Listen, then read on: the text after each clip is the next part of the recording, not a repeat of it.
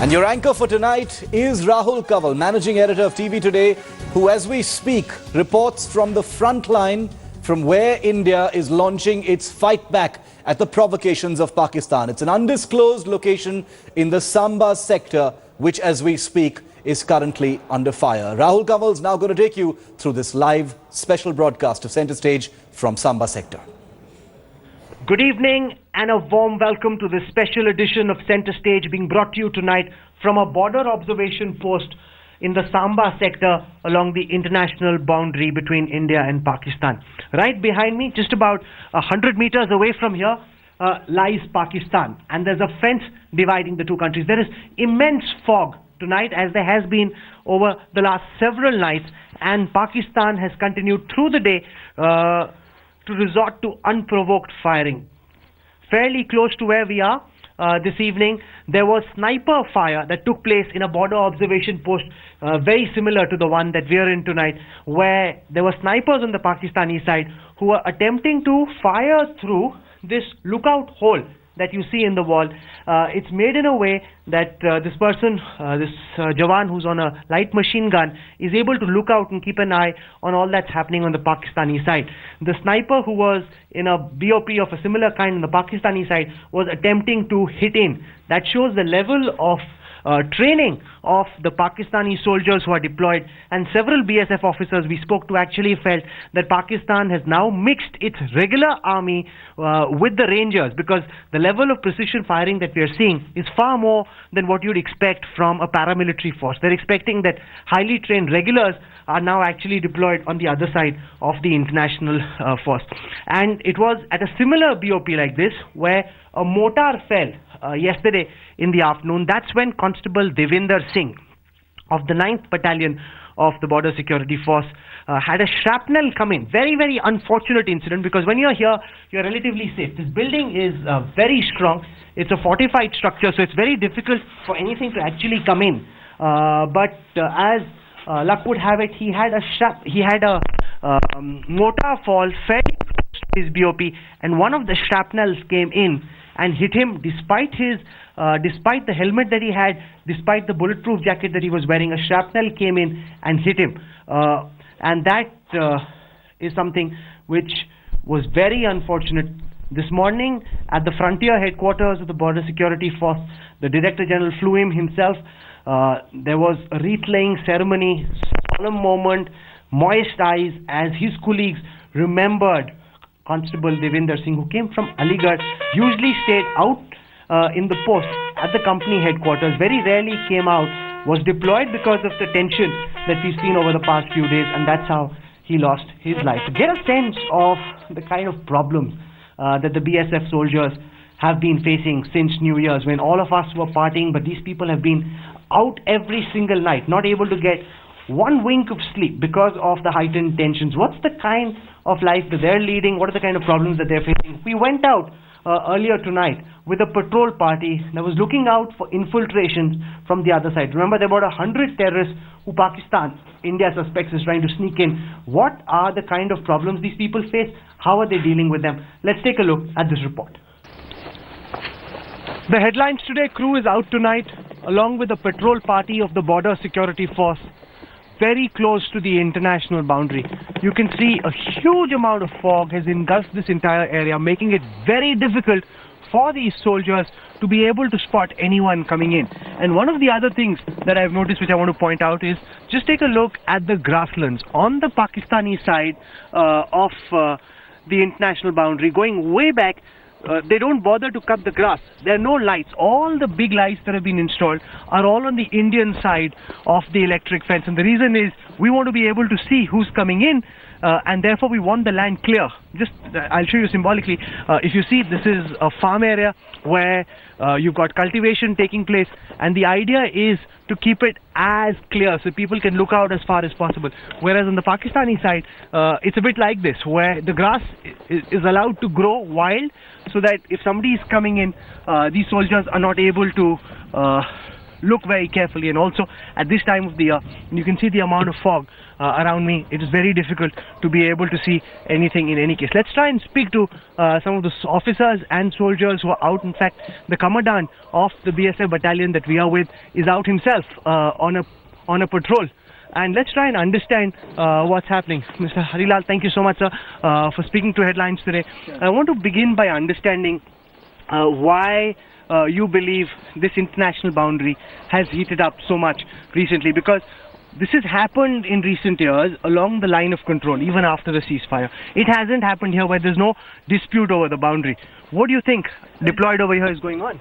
As you know, in 26th January, Mr. Obama is visiting India. So I think the Pakistan sent their trained militants inside the Indian territory. So they try to through international boundary. So they start firing and to divert our attention toward firing, and they facilitate the militants inside the India. So the firing is, the volume is firing this time is very high. So on reply, BSF is retaliated and give them befitting reply. In fact, one of the other things that we've noticed is that the firing is always starting on the Pakistani side. The Defense Minister of Pakistan, Khwaja Asif, said that India was initiating the fire. However, on the ground, in fact, let's speak to some of the officers. Has it happened, sir, that India initiates the fire? Because that's what the Pakistan Defense Minister alleges. No, India is never started fire first, but India is always retaliate. Because the Pakistan started heavy volume of unprovoked fire on our troops, that we are retaliate. तो पहले की तुलना में कितनी यहाँ पर firing हुई है? जो पहले यहाँ पे आप लोग डिप्लॉयड थे और अब आप अगर तुलना करते हैं, कंपेयर करते हैं, तो कितनी हैवी फायरिंग हो रही है? अभी हो सकता है कि 26 जनवरी को बराक ओबामा के विजिट को देखते हुए हैवी वॉल्यूम हो रहा है, पहले की बजाय अभी आज 10-5 दिनों में जो भी नई साल से चालू हुआ फायर, उसके बाद से बहुत ज्यादा फायर हो रहा है. In fact, the DG, the Director General of the Border Security Force, whom we spoke to earlier today, said that a big cavalcade of people had come very close to one of the posts on the international boundary, and people who were in those vehicles got out and started shouting slogans supporting Hafiz Saeed. That happened in the Samba sector as well, where we are. How do these soldiers keep a lookout? I want to show you this night vision device. This is what the soldiers are using to be able to look out at night. Sir, एक second में आपसे जानना चाहूँगा कि इस night vision device से आप कितना दूर तक देख सकते हैं? ये अगर विजिबिलिटी धुंध वगैरह नहीं होने से इससे हम 500 मीटर तक देख सकते हैं. अगर धुंध के मौसम में 50 मीटर की इसकी विजिबिलिटी है. इसके अलावा हमारे पास देखने के लिए HSTI है, मोनोकुलर है, PNB गॉगल्स और PNB नाइट डिवीजन भी है, जो कि रात को हमें धुंध नहीं होने से आराम से इसमें देख सकते हैं. आप देखिए इसमें भी Can I see this for a moment? So it's essentially a green light. And if you look out, pointing towards the darkness, at least till about 50 to 100 meters, you can see, even in this fog, any movement that might take place. Thank you very much. This is where we've also learned that there is a very high possibility, that's what the BSF officers who are deployed here say, of the Pakistani army actually sending some of its regulars along with the rangers, because snipers with a very high level of precision and training have been deployed so that in the border observation post they can look in and fire at the soldiers who've been deployed. It was in this sector that Constable Devinder Singh, who hailed from Aligarh, attained martyrdom when a shrapnel popped into one of the border observation posts where he was and thereby felled him. Let's speak to some of his peers and fight. आपको sir यहाँ पे इतनी रात में, इतने कोहरे में, इतनी सर्दी में टेंशन होती है, डर लगता है जब आप बाहर निकलते हैं गश्त करने के लिए? नहीं, बिल्कुल भी नहीं. हमें कोई भी डर नहीं लगता है, बल्कि और खुशी होती है कि हम अपने देश की रक्षा करने के लिए हर समय, दिन हो चाहे रात, हर समय तैयार हैं. तो पिछले, जब से आप यहाँ पे, आप कब से डिप्लॉयड हैं यहाँ पे? मैं यहाँ पर 2 साल से. तो जब से आप डिप्लॉयड हैं और पिछले कुछ दिनों में किस तरीके से आपकी जो जिंदगी है वो चेंज हुई है? पिछले 4-5 कुछ दिनों से कुछ ज़्यादा ही फायरिंग हो रही है, जिसकी वजह से हम लोग सभी यहाँ पर दिन और रात जब भी होता है पेट्रोलिंग करते हैं, OP वगैरह और अन्य ड्यूटी देते हैं. You know, in fact, several of these soldiers were telling us that they haven't slept a wink in the past 4 or 5 nights.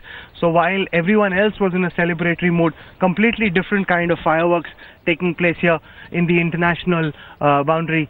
Pakistani army generals and experts in the strategic community in Islamabad argue that at a time when the Pakistani army is already so stretched along the northwest province, couldn't at this time want to strategically open a second front. What then is the reason that the international boundary, and we're not at the line of control, mind you, we're at the international boundary. This is a clearly demarcated, well-defined, agreed-upon boundary between India and Pakistan, unlike the LOC, which is still disputed. And despite that, there's been heavy fire taking place here. Since 2003, when Pervez Musharraf declared the ceasefire, this area has been relatively quiet, except for the last few days, when there's been intense firing taking place. So what is the strategic rationale of Pakistan? What exactly are the men in olive and the generals in Rawalpindi up to?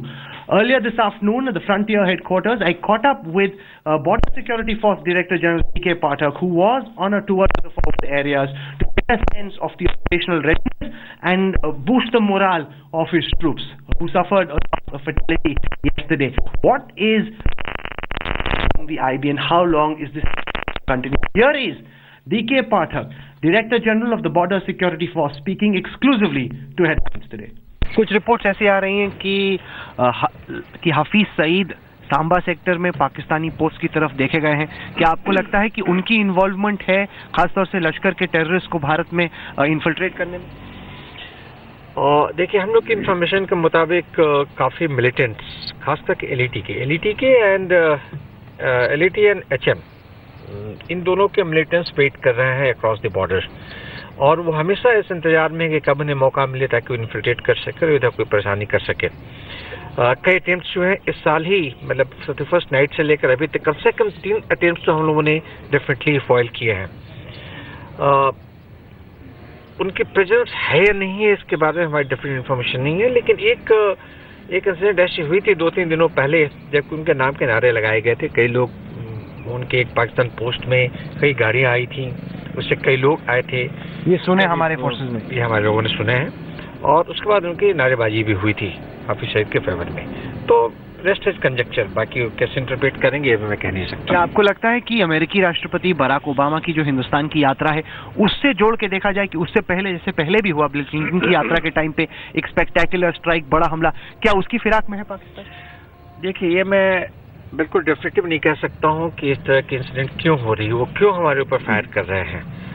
कई कारण हो सकते हैं. एक कारण तो मैंने बताया कि इन्फिल्ट्रेशन हो सकता है. दूसरा कारण, अगर ठीक है मान सकते हैं, वो भी एक कारण हो सकता है, लेकिन ये जस्ट एक स्पेकुलेशन है. ऐसा कोई डेफिनेटली नहीं है कि इस वजह से ही वो हमारे ऊपर फायर कर रहे हैं. पास्ट हिस्ट्री रही है, हो सकता है ये भी एक कारण हो. पेशावर में हमला हुआ, पाकिस्तान आर्मी की बहुत निंदा हुई, दिखाई गई कितनी कमजोर है कि उन्हीं के मासूम बच्चों की हत्या हुई. क्या आपको लगता है कि ये एक अटेंशन डिफ्लेक्ट करने की भी कोशिश थी पेशावर की नाकामी? क्वाइट पॉसिबल, ऐसा भी हो सकता है, क्योंकि वहाँ काफ़ी जगह क्रिटिसिज्म हुआ था इंटरनेशनली और डोमेस्टिकली भी, तो हो सकता है अटेंशन डाइवर्ट करने के लिए उन्होंने फ्रंट खोला हो. Unlike the villages along the line of control, because this is the international border and has been peaceful by and large, it's very well populated, and there's several villages donning the IB in the Jammu region. Because of the intense firing from Pakistan, about 7,000 people have been evacuated from the frontier regions and have been moved to backward regions. They've been moved to villages, to open shelters. They're out in this miserable cold, braving the odds. They're very, very angry with the Pakistani army and the Pakistani Rangers. They're looking up to Prime Minister Modi to give a befitting response to the Pakistani Rangers who've hurt them so hard.